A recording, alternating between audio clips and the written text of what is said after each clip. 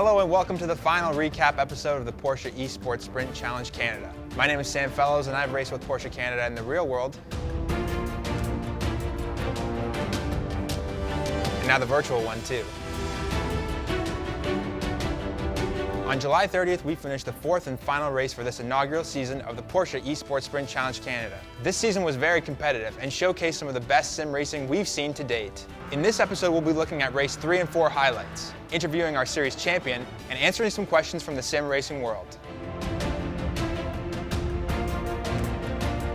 Let's dive right in and look at the last 2 races of the series. It was another strong effort by the entire grid. On July 16th, race 3 took us to Lime Rock Park, Connecticut. A challenging and classic circuit, and with an average lap time of 56 seconds, featured some very exciting racing.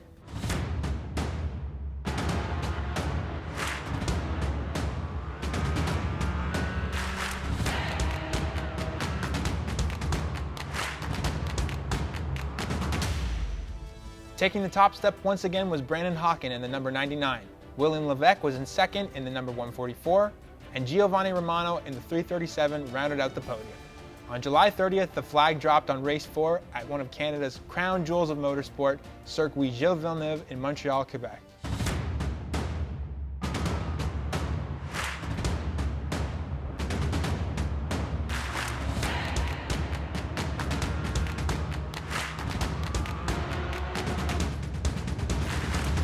Once again, it was a tight qualifying session and an even closer race, with William Levesque taking the lead up until the closing laps when he suffered a slowdown penalty, handing an opportunity to Brandon Hawken, who would go on to win the race. The final podium order was Brandon Hawken in the number 99, followed by William Levesque in the number 144, and James David in the number 89, finishing off in 3rd place. Now I'm joined by series champion Brandon Hawken, live from Lindsay, Ontario, to talk about the exciting racing we've had over the last 2 months in the Porsche Esports Sprint Challenge Canada. Brandon, congratulations on your win in this series, and great to have you back on the show. So first and foremost, how does it feel to be the first ever champion in the Porsche Esports Sprint Challenge Canada? Hey Sam, yeah, it feels great, especially with as competitive as the field we had, like such a great series that Porsche has put on. So Brandon, what are your thoughts on racing in such a competitive field? I mean, in race 4, the pole was captured by 0.07 seconds. Yeah, it was a massive challenge for sure, but also a ton of fun. You had to be on your game all throughout qualifying and race sessions, and yeah, one mistake could cost you a lot. So yeah, and the pressure never gave up at all. So you just had to be on your game the entire time, and had some great battles with my fellow competitors, and that's always something you love to have. It's just really good, hard, clean racing. So what would you say was the biggest challenge that you had to overcome through this season?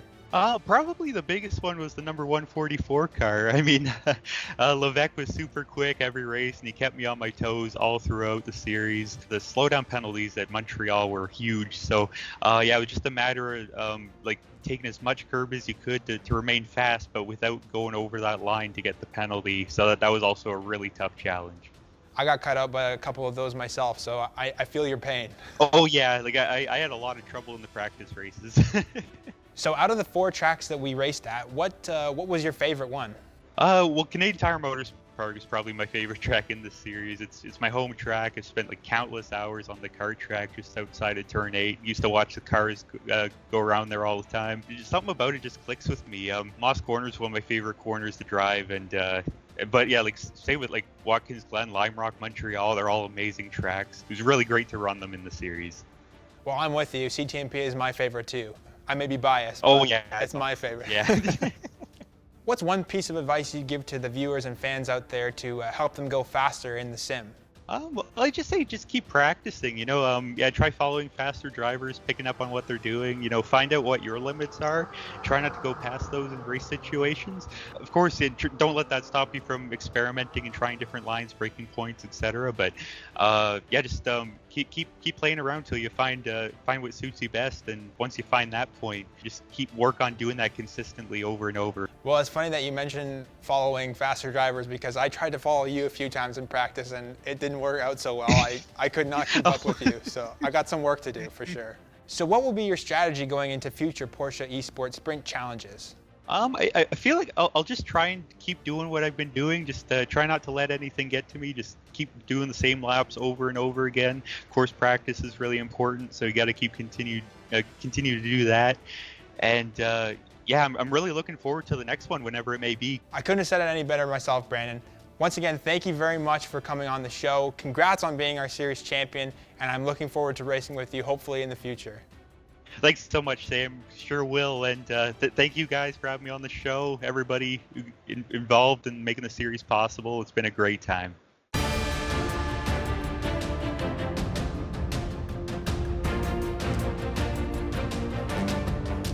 Sim rigs come in all different shapes and sizes, and prices, and you can also get creative and build something yourself to save on costs. Really all you need is a PC running sim racing software, a monitor, a wheel and pedal setup, and some sort of rig where you can mount those things and sit comfortably to race.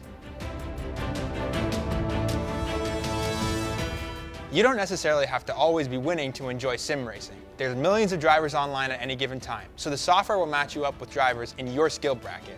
And if you find yourself in a race with a really big grid, it's likely that there'll be battles throughout the field for you to enjoy. Don't stick to just one car or track or discipline. Challenge yourself by stepping out of your comfort zone and driving different races that might feel challenging to you. If you find yourself in a long race and not very competitive, don't quit.